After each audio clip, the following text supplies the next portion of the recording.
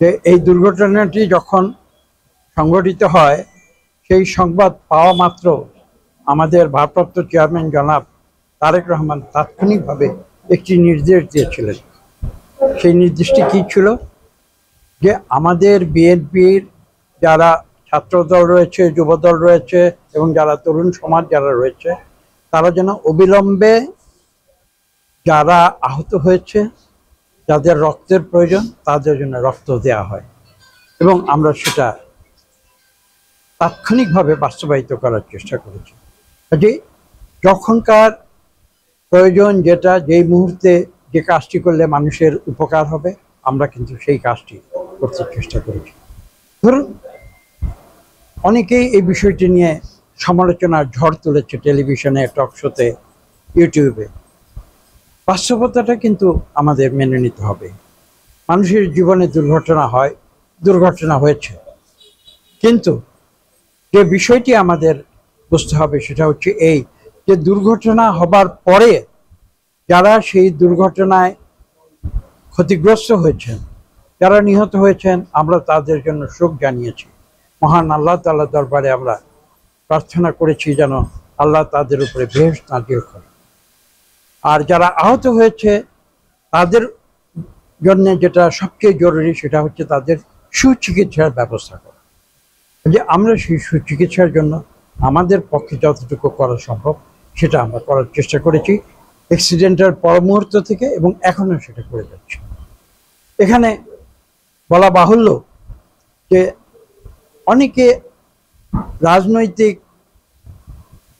ভিন্ন খাতে ঘটনাটিকে প্রবাহিত করার চেষ্টা করেছে, কিন্তু আমরা বিশ্বাস করি যে এখানে এই দুর্ঘটনা একটা অত্যন্ত শোকাবহ ঘটনা।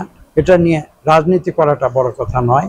এখানে বড় কথা হচ্ছে এটা একটা মানবিক একটি দুর্ঘটনা, এবং সেখানে আমরা মানবিক সাহায্য আহতদের কাছে যত দ্রুত পৌঁছে দিতে পারি সেটাই সবচেয়ে উত্তম কাজ, এবং সেই উত্তম কাজকে আমরা সামনে রেখে আমরা এই দুর্ঘটনাটি মোকাবেলা করার চেষ্টা করেছি। এই দুর্ঘটনা নিয়ে অনেক কথা হয়েছে, বিমান নিয়ে কথা হয়েছে, কেন জনবহুল এলাকায় প্রশিক্ষণ দেওয়া হচ্ছে সেটা নিয়ে কথা বলা হয়েছে, এবং ভবিষ্যতে আমরা এ ধরনের দুর্ঘটনা থেকে কিভাবে বের হয়ে আসতে পারি বা এড়াতে পারি সেটা নিয়েও অনেক আলোচনা হয়েছে।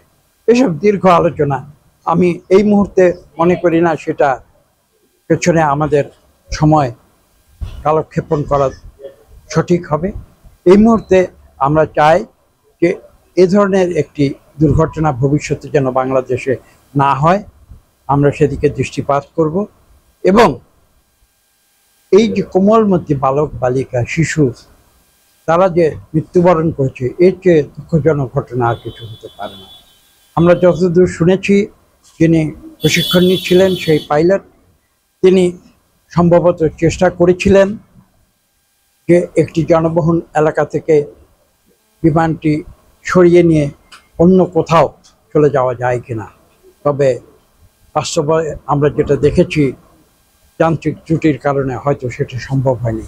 আমি একই সঙ্গে যিনি পাইলট ছিলেন এবং যিনি প্রশিক্ষণ নিচ্ছিলেন তাকেও আমি সাধুবাদ জানাই। তিনি নিজের জীবনের পরোয়া করেননি। তিনি তার সিটে যেখানে বসেছিলেন সেখানে একটি বোতাম টিপে তিনি নিজেকে ইজেক্ট করতে পারতেন এবং তার নিজের জীবন তিনি তাৎক্ষণিকভাবে হয়তো রক্ষা করতে পারতেন, কিন্তু আমরা লক্ষ্য করেছি যে তিনি নিজের জীবনের চেয়ে যে এলাকার উপর দিয়ে তার প্লেনটি যাচ্ছিল সেই ঘনবসতিপূর্ণ এলাকায় মানুষের জীবন রক্ষার প্রতি তিনি অধিকতর দৃষ্টি দিয়েছিলেন, এবং সেই দৃষ্টি দিতে গিয়ে তিনি নিজের জীবনটিও হারিয়েছেন। কাজেই এখানে সেই পাইলটের প্রতিও আমরা শ্রদ্ধা জানাই। দুর্ঘটনা হতে পারে। আমরা কিছুদিন আগে দেখেছি একটি বোয়িং 747 দুর্ঘটনা কবলিত হয়েছে, সেখানে 200-এর অধিক, প্রায় 250 জন নিহত হয়েছে।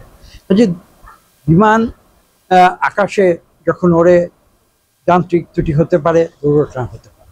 কাজে এটা নিয়ে আমরা সমালোচনা করতে পারবো, কিন্তু দুর্ঘটনায় সেটাকে এড়ানো যায় না। কাজে এটাকে পুঁজি করে রাজনীতি করা আমি মনে করি না যে এটা সঠিক। বিএনপি সেটা কখনো করে না এবং আমরা সেই পথে কখনো হাঁটি না।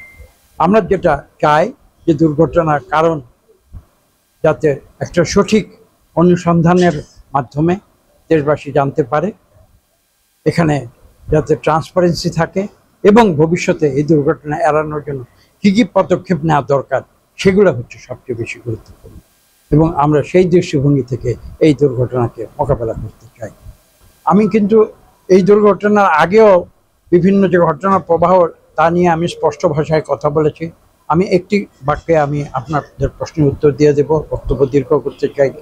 যে বাংলাদেশে একটি দুষ্ট চক্র, তারা প্রতিনিয়ত আজকের এই যে অন্তর্বর্তীকালীন সরকার, তাদের উপরে যে গুরু দায়িত্ব যে এই দেশকে ফ্যাসিবাদ থেকে মুক্ত করে একটি গণতান্ত্রিক সিস্টেমে যে রূপান্তর করা, সেই যে তাদের যে সংগ্রাম এবং তাদের যে প্রচেষ্টা, এবং বাংলাদেশের গণতন্ত্রকামী যে রাজনৈতিক দলগুলো রয়েছে তার মধ্যে বৃহত্তম দল হচ্ছে বিএনপি।